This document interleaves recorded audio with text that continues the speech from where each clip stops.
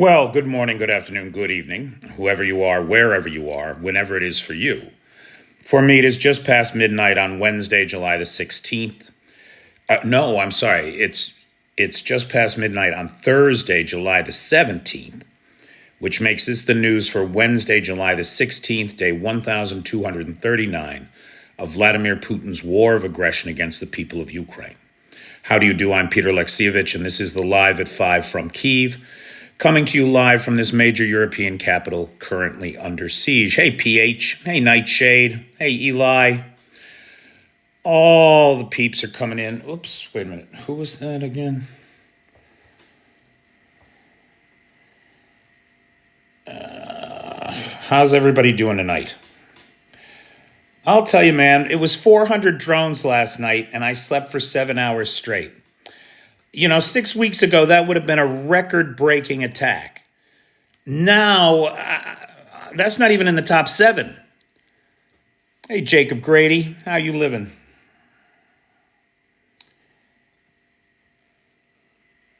I got to check one thing here.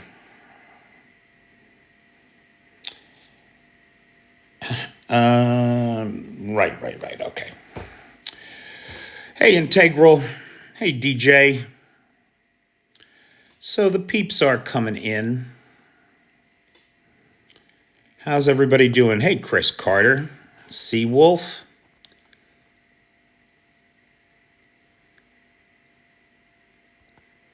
Nice to see everybody. Hey, G2. So G2 was right, everybody. I mean, really, really right. Hey, Van. Hey, Scully. Richard Prexis, how you doing? Hey, Hardley. Hey, Neil. 007.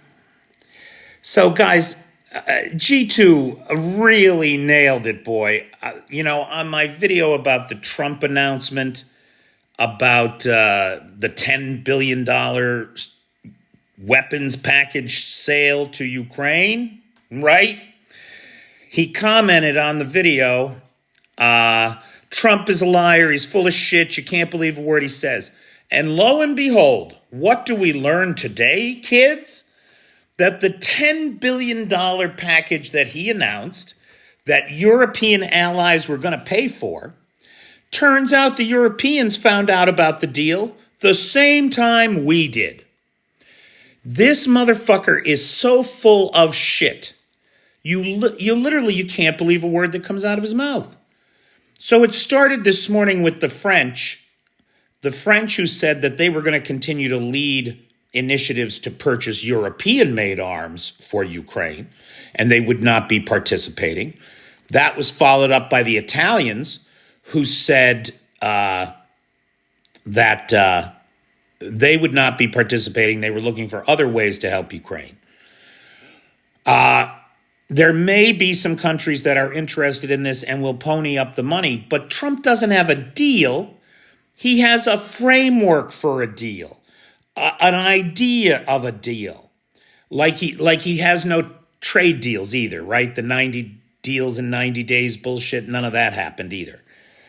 It is astonishing to me that we are living in a world where the president of the United States can just make shit up and think that the rest of the world is going to make it come true for him.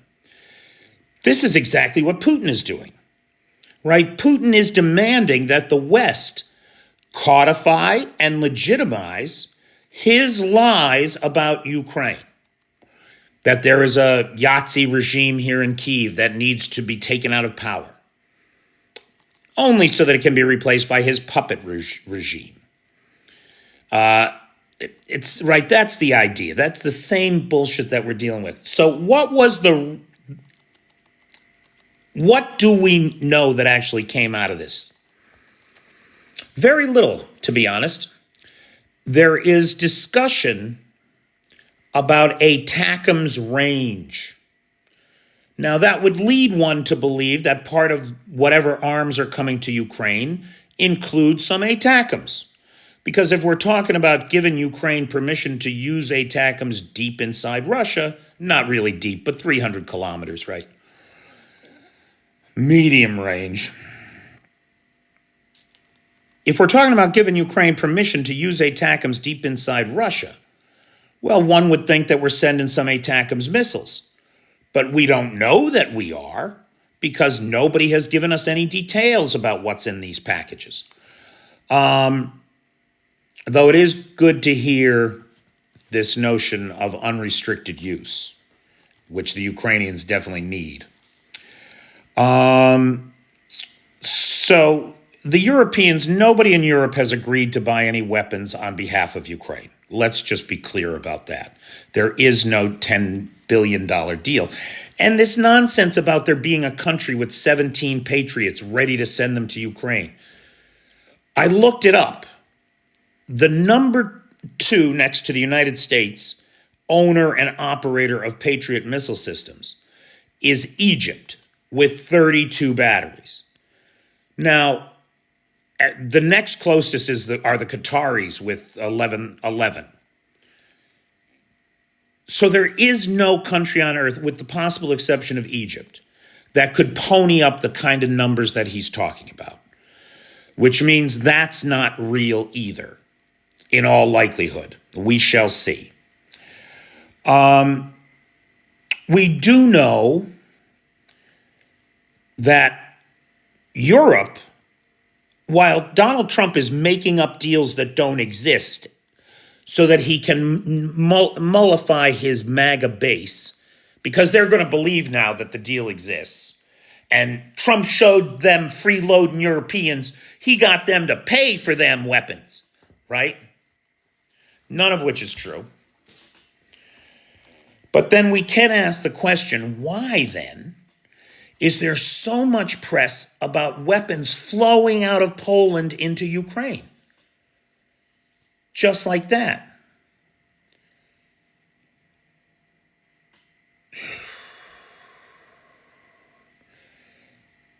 Why is there so much press about that? Why are the Ukrainian propaganda channels shouting about the flood of Western precision weapons into Ukraine?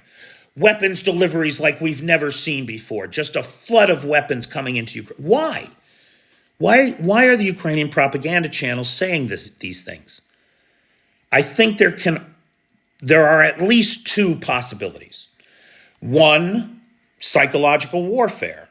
They want the enemy to believe that they are as well equipped as they have ever been. They are in the strongest, best fighting position that they have ever been in. Right? They want the enemy to believe that. It could be that simple. But I think there's another possibility. We've heard a lot of complaints about slow delivery, and we've seen the Pentagon stop deliveries to Ukraine outright on 2 separate occasions since the Trump administration came into power. Now, if I'm right, and Trump doesn't want to help Ukraine, not really, not at all, certainly not to the detriment of his relationship with dear Vlad. If I'm right about that, then isn't it likely that the Trump administration has been holding up potentially billions of dollars worth of aid that was granted to Ukraine by an act of Congress under the Biden administration, right? Remember the big Ukraine aid package back from March of a year ago? Congress approved, and the language we're hearing about the weapons, that they're sitting on loading docks ready to be shipped to Ukraine, that some of them have been newly manufactured for Ukraine. None of that happens in 3 days. That's not a thing. This shit takes time. And so I can't help but wonder if Donald Trump has staged this whole thing for the purposes of planting the lie in the minds of his base that he's not selling weapons to, that he's not giving weapons to Ukraine, he's selling them to NATO. when really what's going on is that he can't any longer hold up the Biden aid. And so it's got to be, it's a matter of law. As a matter of law, that aid needs to be delayed. So, I don't know what you guys think. I probably lean toward the latter of those two explanations. I really think he's been holding up the aid, and now it's flowing in. Or the Ukrainians are just capitalizing on this to give the impression that they're better armed than they are. I don't know. We're getting a lot of mixed reports about stuff moving out of Poland. So if those turn out to be verifiable, then there is shit on the way. I'll tell you how we're going to know. We're going to know the same moment that just like the Europeans found out that they just bought $10 billion worth of American weapons at the same time we all did. We're going to find out about whether or not these weapons deliveries are coming in just about the same time the Russians do. So stay tuned for some of that. That's going to be coming up. Now, separately from the whole arms deal, which is not a deal and does not exist, there is this notion of the 50 days. Why is Trump giving the Russians another 50 days? I believe that it is absolutely because he spoke with Putin on July 3rd. He made the announcement 10 days later. And I bet you on that call with Putin, who believes he's winning, said to Donald, I just need the summer offensive. I just need 60 days. So when Trump made the announcement 10 days later, 50 days. He gave him 50 days. He asked for 60. He gave him 60. I absolutely believe that's what's going on there. And it is important to recognize that this holds up the Lindsey Graham sanctions bill another 50 days because he's gotten Lindsey to table that for now. Trump has already held that bill up for 3 months. Now he's got it held up for 5 months. No additional secondary sanctions for customers of Russia. Securing Russia's free trade in the world for the next 60 days. And ensuring that the money keeps flowing into the Russian coffers to prosecute this war. That sure is what that looks like to me. Now, the Russian reaction to the 50 days has been great. They really are having a good time with this. Peskov described the entire announcement as theatrical and said Russia does not care. Russia does not care. That's exactly what they said. And I said to you that they would say this because they have no trade with us anymore. It's $3 billion a year. That's a drop in the bucket for international trade for the United States. And it's a small part of what Russia's business today. Does anybody know what the number one thing we import from Russia is in this country? In the United States, that is. Fertilizer. 1.3 billion of that 3 billion in trade is literal bullshit. And if that is not, all right, laddie, right? Yes, potash more appropriately. But I like the bullshit analogy, right? I like the bullshit analogy because that's Russia's number one export to us through all of our social medias every single day. Who else had things to say? That was Peskov. Lavrov just openly mocked it. He mocked the whole thing. He said, we've seen 24 hours, we've seen 100 days, now it's 50 days. We've seen it all. The editor-in-chief for Russia in Global Affairs, which owns Kommersant, the paper, wrote, what this action shows, and I think this is the most accurate description, Trump doesn't want to be party to the conflict. Trump doesn't want to be party to the conflict. And by staying out of it, he's actively helping the Russians. There's just no two ways about it. And I think the guy from Kommersant hit that on the head. Now, the Russian mill bloggers, they're having a field day with this, calling him the biggest chatterbox on earth and saying that by day 50, he might just be angry enough to write a tweet. So the Russians are completely nonplussed. Wait, does nonplussed mean that, or does it mean the opposite? Okay, the Russians are being very Russian about it. They do not give a shit. As I said yesterday, they would not. It's meaningless. The 100% tariffs on their goods is absolutely meaningless to everybody. Now, while the United States is making up deals to help Ukraine, right, and taking credit for things that we haven't done, because that's exactly what Trump is really doing here, taking credit for things he has not done. The United Kingdom is actually putting its money where its mouth is and getting shit done. $3.3 billion will buy 5,000 Thales high-speed, electronic warfare-resistant, precision-guided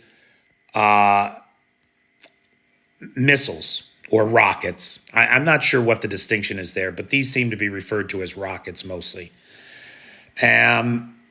which are compatible with the Vampire delivery system that the Ukrainians are using. 5,000 Thales high-speed precision rockets on their way with upgraded laser guidance. Germany is building its own Patriot interceptor production line. So right now, Germany is ramping up. They're building the production facilities so that they can build their own Patriot missiles. It is believed that this will widely be seen in Europe. Now, look, nothing's going to come off the production line until late 2026 at the earliest. However, the thinking seems to be in the political circles that this will now give European nations a confidence in resupply that they didn't have when they were dependent on the Americans. And that confidence in resupply, as early as late 2026, could well mean that we'll see European nations donate these resources to Ukraine and then get reimbursed, basically, a few years down the road with their own Patriot interceptors. That seems to be the thinking in political circles. Now, this thing about the Germans building their own Patriot interceptor plant in Germany has been widely reported by Reuters, by the AP, Bild in Germany, and Ukrainska Pravda did a showcase on this. So anybody can Google Germany builds interceptors for Patriots, and you'll find all of the commentary on this.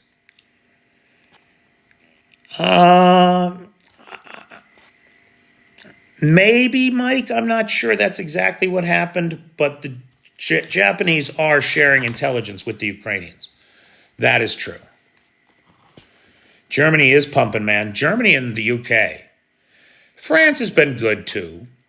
The Baltics have been incredible, as have been the Nordic countries. I mean, when you look around the map of Europe, Ukraine's got real friends.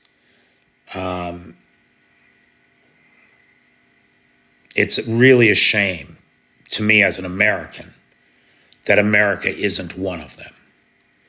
And my hat is off to the Europeans that are doing such a great job. Ireland,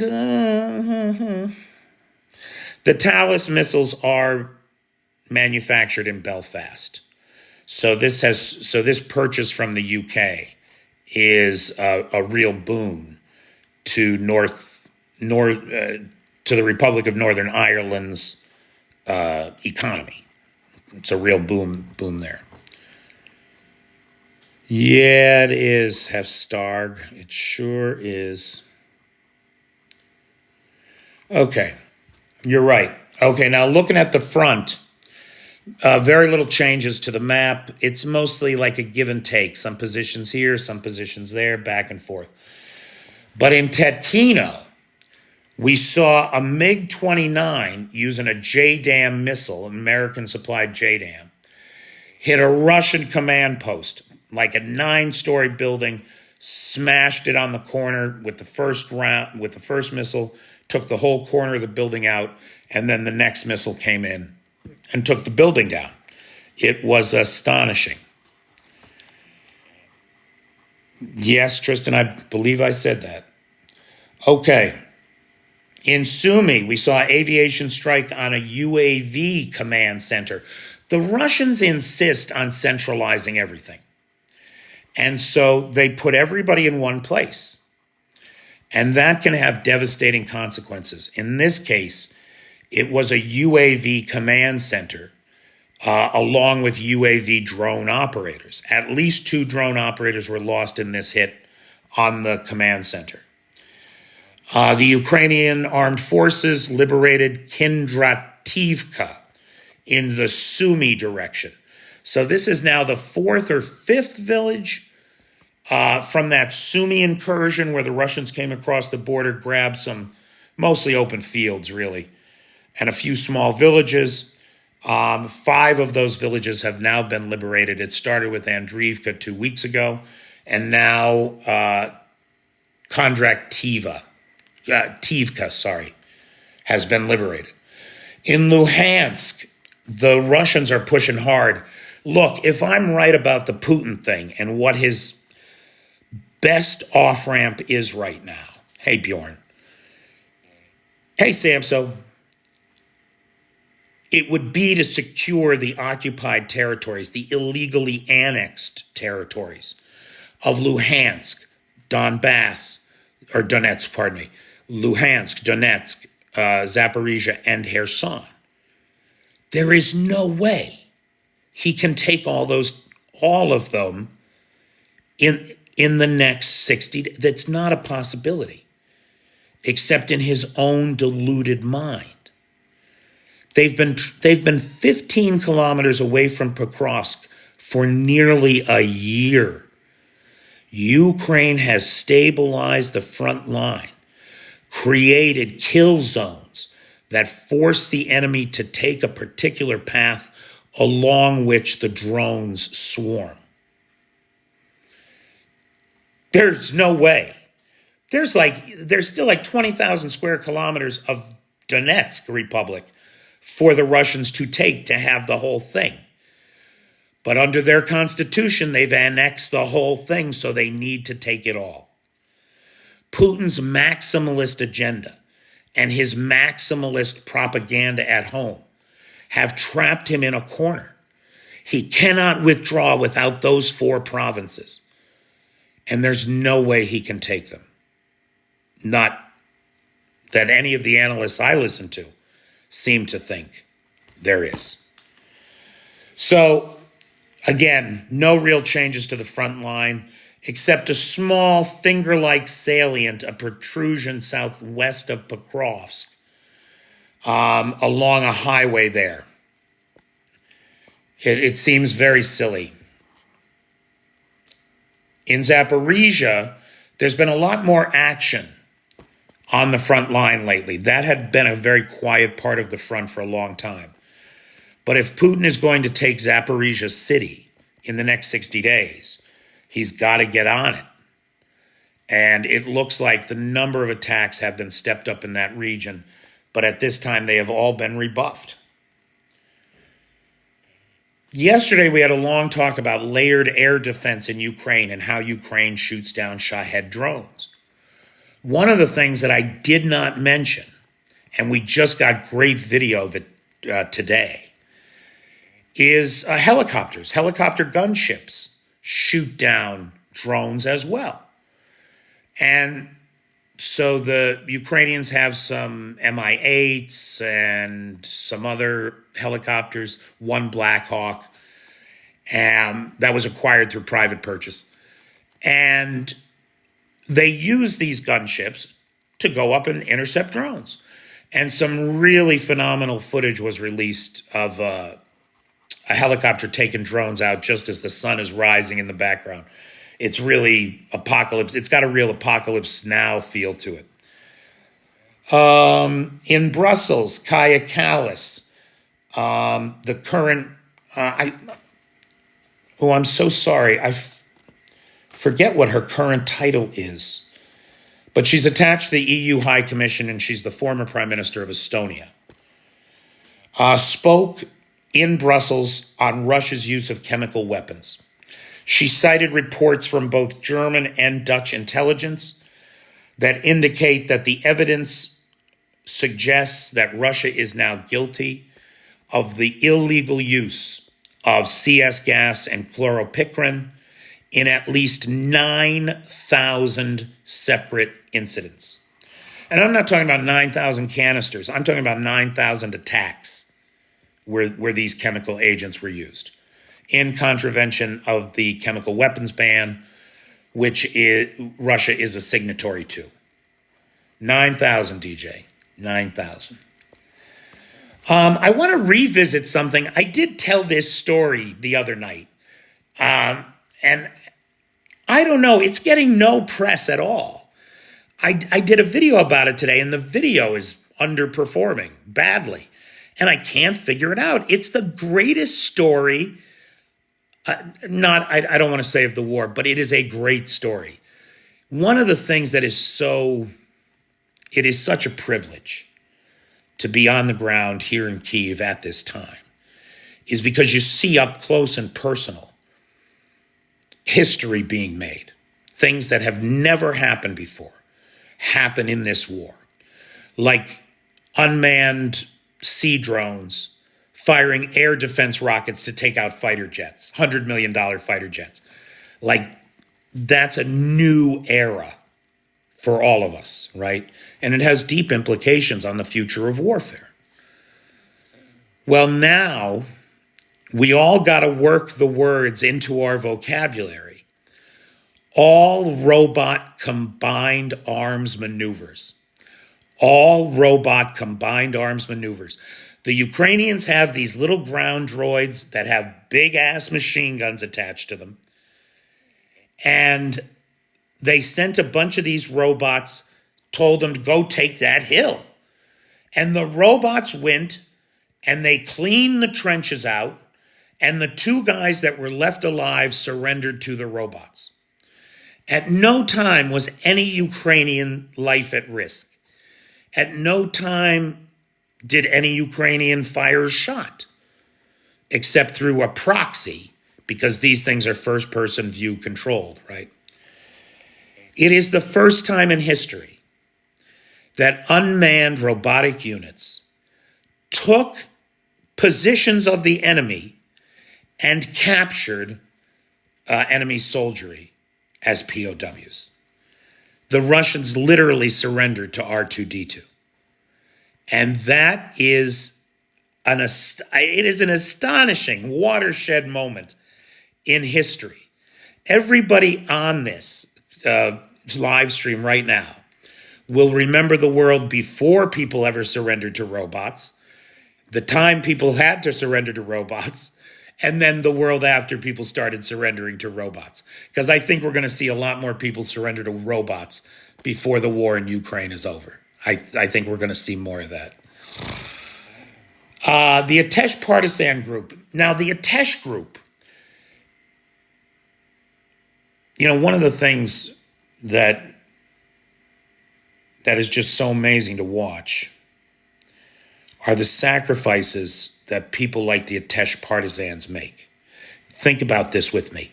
You live your whole life every day in occupied territories of Russia. under Russian occupation. You have to have an identity that fits you into that world. People have to know who you are. Oh, you're Ivan the tire guy. Oh, great to meet you, Ivan. Oh, you're Artem. You do scrap metal, whatever.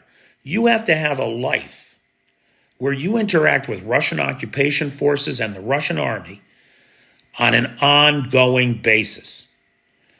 And then you have to put that life on a shelf at night, go out and risk your life burning down railway cabinets, conducting sabotage operations against the occupation forces.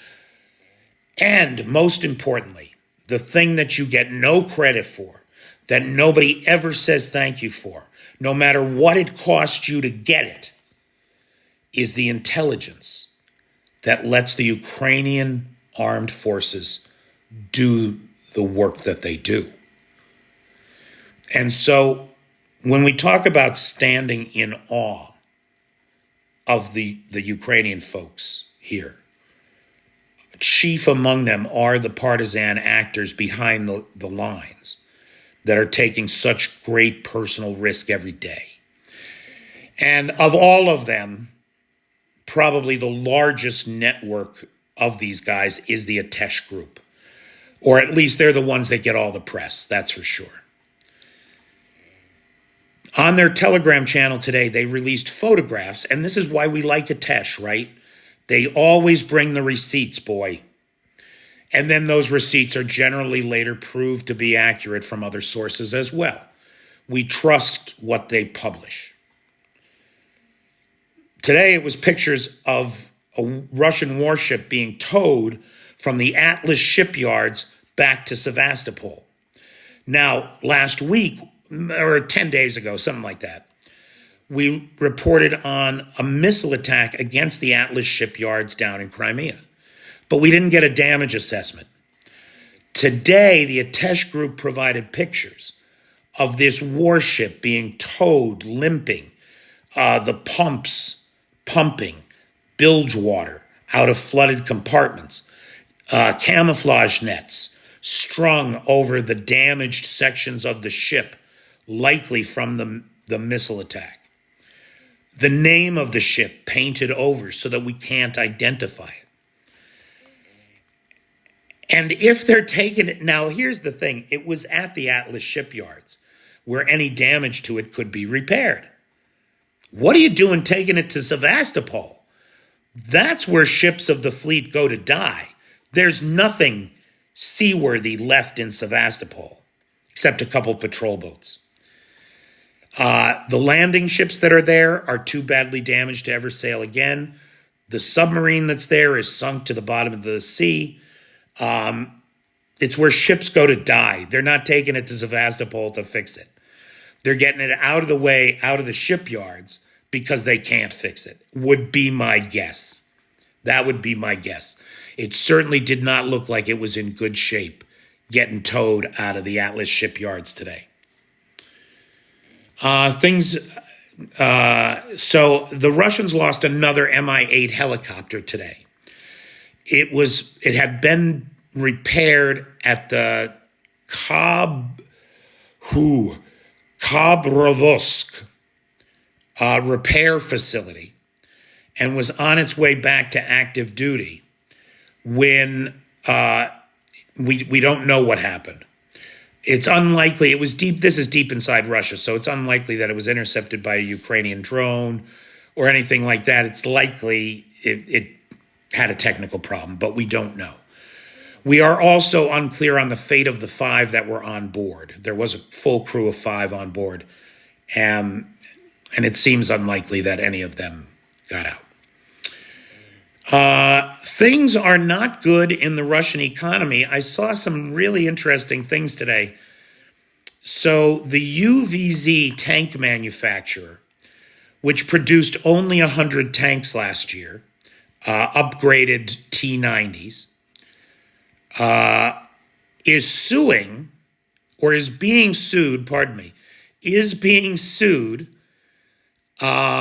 because it is mired in unpaid bills.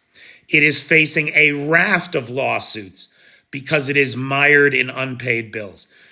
So this is a tank manufacturer that should have guaranteed income from the government, and it can't pay its bills. The same is true at Tupolev, right, who makes the strategic bombers for the Russian Federation. The engine supplier to Tupolev is suing them for tens of millions of rubles. Oh, no, of dollars. That's real money. Sorry. Tupolev is being sued by their engine supplier for tens of millions of dollars in unpaid bills. So is ICBM manufacturer Kozmachevska. Now get this. The Russian military, the MOD, is being sued by Degtevaya for hundreds of millions of rubles. They're a small arms and heavy weapons manufacturer who hasn't been paid. So let me get this straight. The Russian economy was saved by converting it to a war economy. And now you're not paying the bills to your defense contractors. How does anybody think that's going to go? The war machine is literally suing Russia for unpaid bills, yes. The funny thing about let me see if I can say this right, Degtyaryva,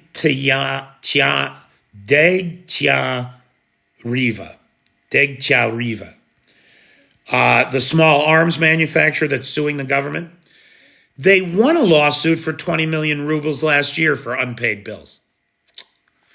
Meanwhile, the Russian MOD is suing about a dozen defense contractors for services or goods that were never received but were paid for. It's ridiculous. All right, I want to thank Ted Greenow, who is the sponsor of tonight's live.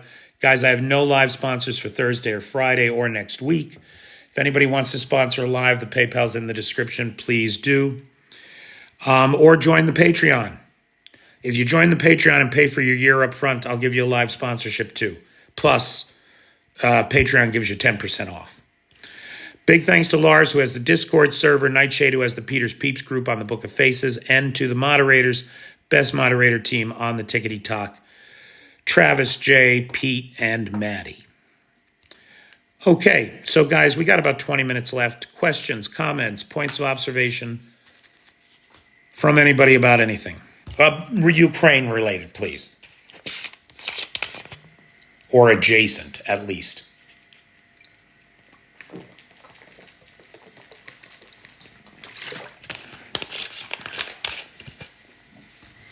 So Donald Trump is more full of shit than I ever gave him. I mean, I really thought I gave him credit for that, but he really is just full of shit. The idea that he would look into the faces of the press corps, the White House press corps, and say, we have a deal, Europe, 10 billion, and none of it is true, is just, it's not brass balls, it's delusional. Any licensing deals other than Patriots, that one is huge, but I no longer trust my country at all. Yeah, I don't blame you, pal. Not that I know of common sense off the top. I mean, there's a bunch, right? Like the Dragonfire laser drones or laser system that the UK gave to the Ukrainians, and they're producing their own version of it, the Trident laser system. Maybe that's a similar thing. I'm not sure. Rheinmetall is opening plants in Ukraine to produce 155 millimeter shells, but that's less of a licensing agreement and more of a cooperative venture. There are lots of examples of that happening. Ukraine's attracting a lot of investment and attention. I saw Zelensky is doing some government shakeups. So, yeah, you know, I'm not big on internal domestic politics here. That's not my focus. But as I understand it, there hasn't been any problem. There's no scandals. Rather, everybody's moving into new positions. So based on their experience and their skill sets, He's moving them around. Umarov may well become, the current defense minister, may well become the U.S. ambassador, Ukraine's ambassador to the U.S., Umarov. He'd be good at that job.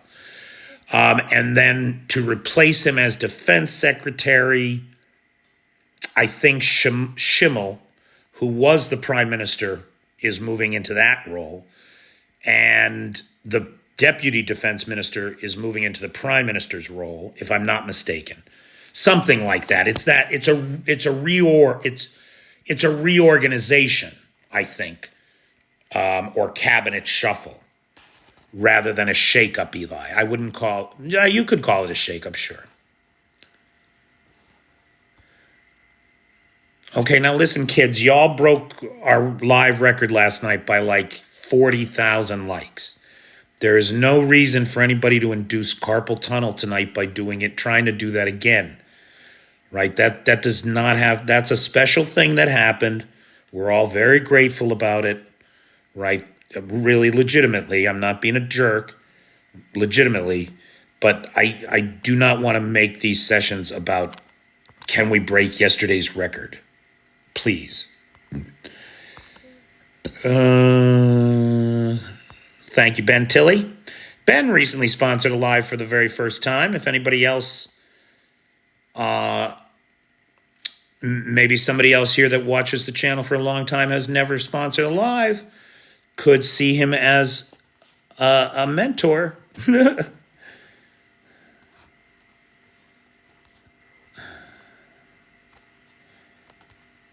Hey, King of Kansas. Do you know that Russia is producing weapons more than NATO combined together? Well, you know, if you're talking about artillery shells, you're right. No question. No question about it. Russia's artillery shell production is sky high. Opinion on Tucker Carlson. Well, I mean, honestly, I never think of Tucker Carlson at all. But if I were to think of him, I'm sure he would repulse me.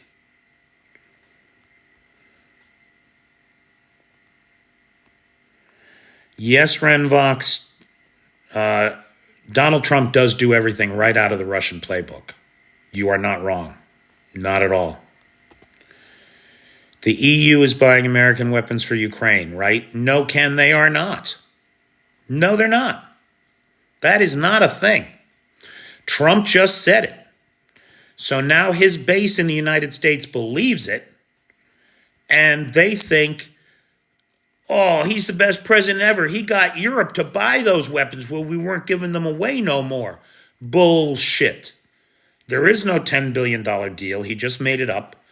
No Europeans have signed on to it. They found out about it the same time you and I did, pal. It's just more Trump bullshit.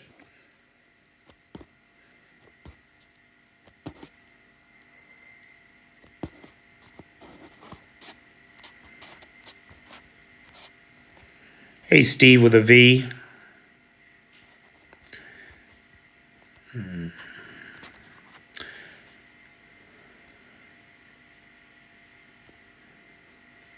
Oh, this is funny. Listen to this. Listen to this, everybody. Hey, you're going to love this. I love your good work, but we want peace. Let's encourage peace more than war.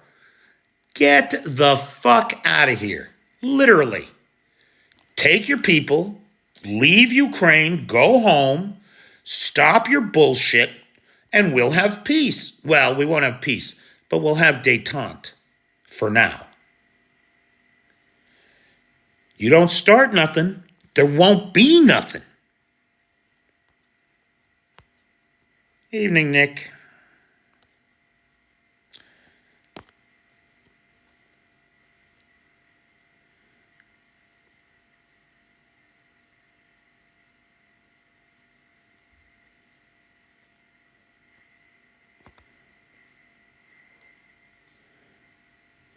Exactly. Nightshade sums it up beautifully. Putin doesn't want peace. He wants Ukraine. It is ridiculous to think that Putin wants peace when you look at what he does. Paul, so we just had a new assessment.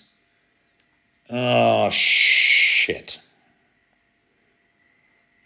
So the Lithuanians, okay, so we had a flurry of new assessments. Lithuanian intelligence thinks that the war is going to last another 3 years. Seems impossible. But that's what the Lithuanians are saying. I apologize. I just read this today and I did not write it down. And I can't remember who the intelligence agency was. It wasn't one of the Nordic countries. It was one of the Western European countries. But another European intelligence agency suggested that Putin can definitely keep fighting until early 2026. Now, I had suggested that I don't believe that the economy of the Russian Federation will survive the December budgetary reconciliation. And I think that after that, we're going to see a lot of internal strife, right? Like maybe not outright collapse, but we're going to see a lot of internal strife and internal repression inside of Russia. And I would underscore for everybody that the Russians think so too.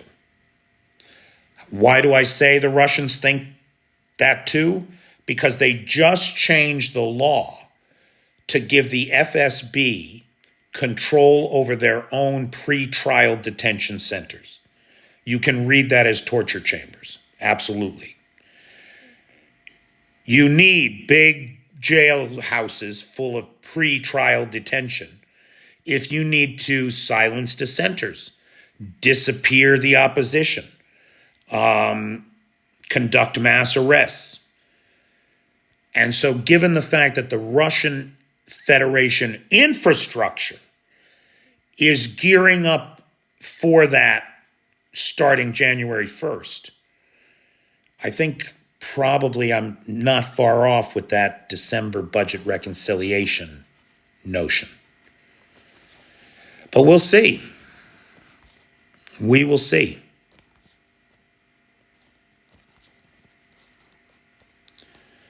Tsunami alert after 7.3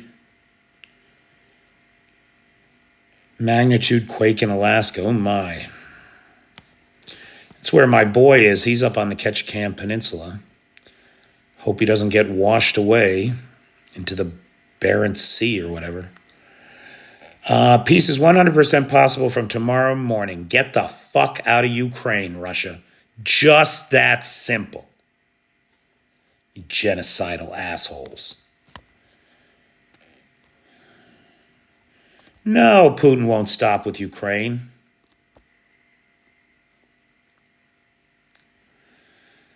This war is not as simple as removing Putin. It's more complicated than that at this juncture. The Russians have put too much in. It's the sunk cost fallacy.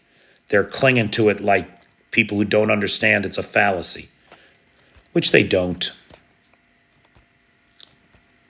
Hey, Parda. Whoops, sorry. You cannot rely on Trump's promises at all, Nightshade. I think Europe should focus on their own weapons development and manufacturing better for Europe. Macron agrees with you, Nightshade.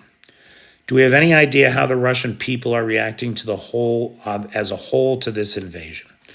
So, pensioner, it's awfully hard to tell, right? Because it's a police state. People identify themselves as non-political. I'm not a politician. I don't have opinions on that. A lot of that kind of bullshit goes on with the Russians. Very hard to get a sense of where the people are at.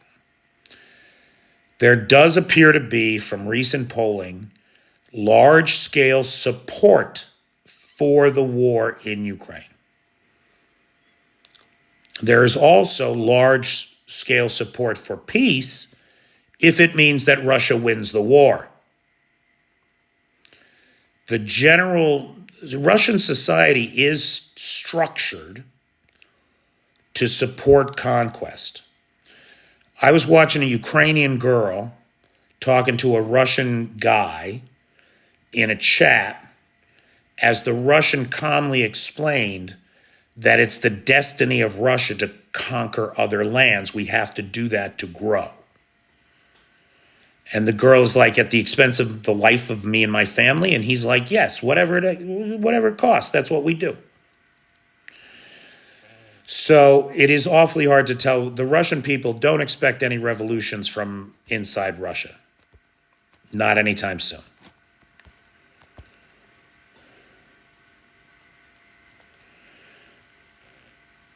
Putin is 3 of the faces of Russian society, if you ask me.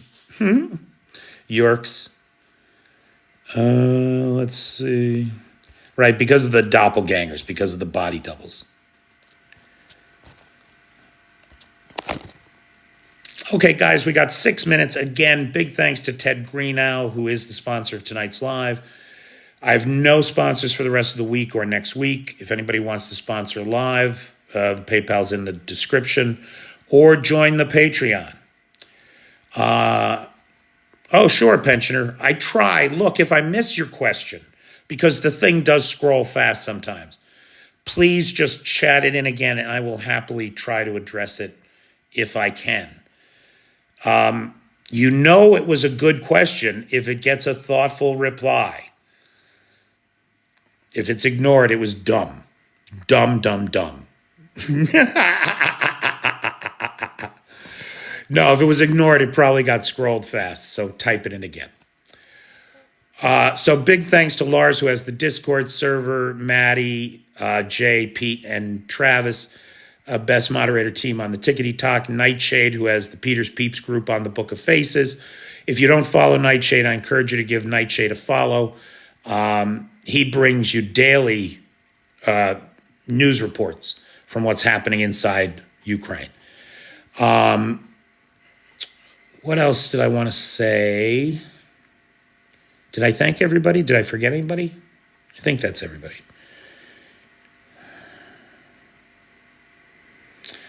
Oh, is TikTok going away again?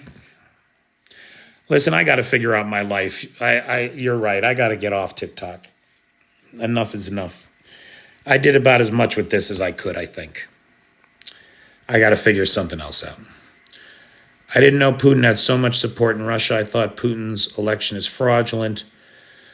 If the Russian people had an honest vote, I can't tell you that they wouldn't have voted Putin. But the vote is definitely not honest in Russia. There is no opposition. I mean, Putin has disappeared, detained, or dispatched every single one of them. So, yeah, I can't honestly say that if there was a free and fair election, he wouldn't have gotten elected anyway.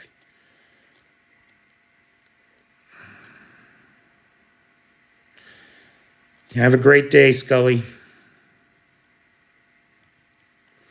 I mean, I am on YouTube. You know, I post these lives there afterwards and stuff. I haven't been good. I haven't been good about reposting videos on YouTube the last month, but I will try to do more of that. Any views on mainstream media in Europe, UK is terrible, not honest about Russia. You know, Ben, I just don't have exposure to those outlets. I'm really focused on Russian media, Ukrainian media, the Telegram channels, local news information. I don't know.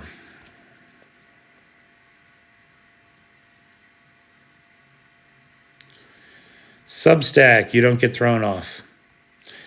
Yeah, I don't know. Substack is like for real people, right? Like professionals, not assholes with an iPhone.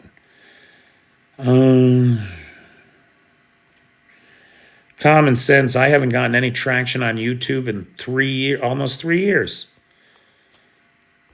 My videos get like 30 views, which means they get none. There are two versions of the ATACMS. There's the extended range ATACM, yes. Which, Roy, I don't know what the range is on that. I apologize. The long range, so there's, as I understand it, right, there's the medium range, the long range, and the extended range ATACMS. And the medium range goes like 90 miles, which is what, about 150 kilometers? And then the long range goes 300 kilometers, if I'm not mistaken. So long range goes 300 kilometers, about 200 miles.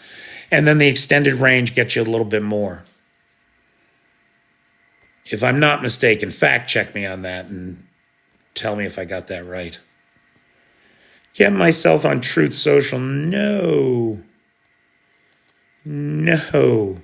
Nobody I want to talk to is on that platform except Jimmy Kimmel.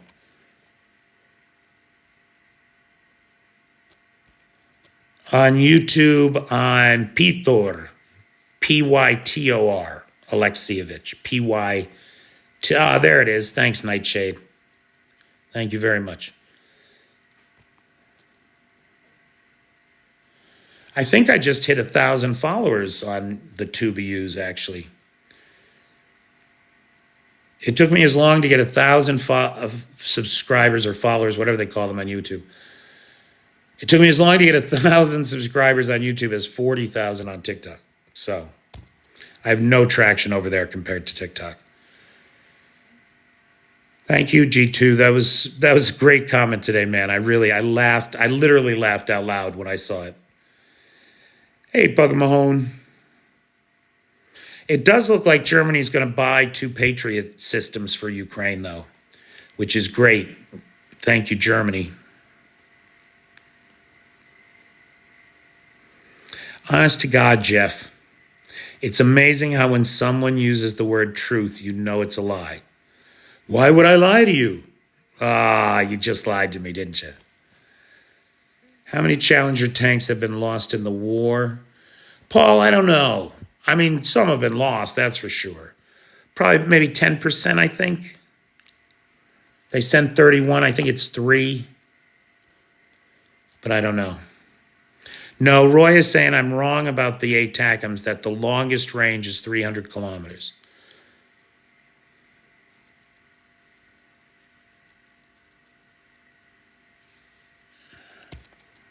I don't know. Can anybody confirm that I'm wrong?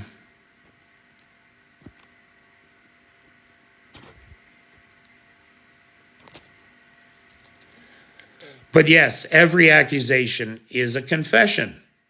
You wouldn't think of that incredibly weird thing to say if you weren't thinking it, right? Like I remember I told this guy one time, I had just moved into a new building and I didn't know anybody in the city I had moved to. So I decided I was going to invite the entire building to my New Year's Eve party. And we had like a bulletin, at the time it was a bulletin board service. And I posted on the bulletin board service that I was going to have a party. And sure enough, a bunch of people came. And I got to meet some of my neighbors. But this dude that I had just met, who turned out to be the sketchiest motherfucker I ever knew, when I told him I was inviting the building, he's like, "Are you sure you want to do that? Why would you do that? You don't know who you're inviting in here." And immediately I was like, ooh, I should never leave you alone in my house. I should never have you in my house. Every accusation is an admission. Hello, Los Angeles. AN-124. Ruslan has been modernized and is flying. Beautiful plane.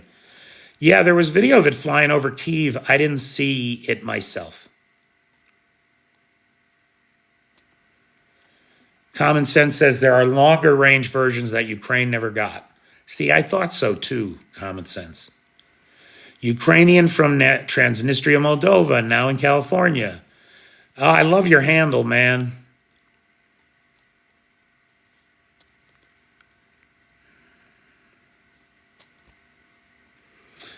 Nicola, no, you're thinking of the Mira, the Dream, which was destroyed by the Russians, the biggest plane ever built. Ukraine got the oldest and the cluster munition ones and the shorter range, bigger boom, not range plus plus. Yeah, but James is saying it's in 300 kilometers. Allie Starr is saying the same thing. Okay. All right, well, kids, listen, it's past 1 a.m. here. It's time for me to call it a night. It's the ATACMS replacement that does 400 kilometers. Thanks, James. So, again, big thanks to Ted Greenow up there in Calgary, Alaska. Calgary, I think, right? Ted has sponsored some lives before. Really appreciate it, Ted. If you've never sponsored a live, maybe take a cue from Ben Tilley, who sponsored his first live last week, and sponsor a live. PayPal's in the description. Big thanks to Nightshade, who has the Peters Peeps group, Lars, who has the Discord server, Jay, Travis, Maddie, and Pete, the best moderators on the Tickety Talk. Thank you all so much. Have a pleasant evening and a glorious tomorrow. Take care, everybody. Good night, everybody.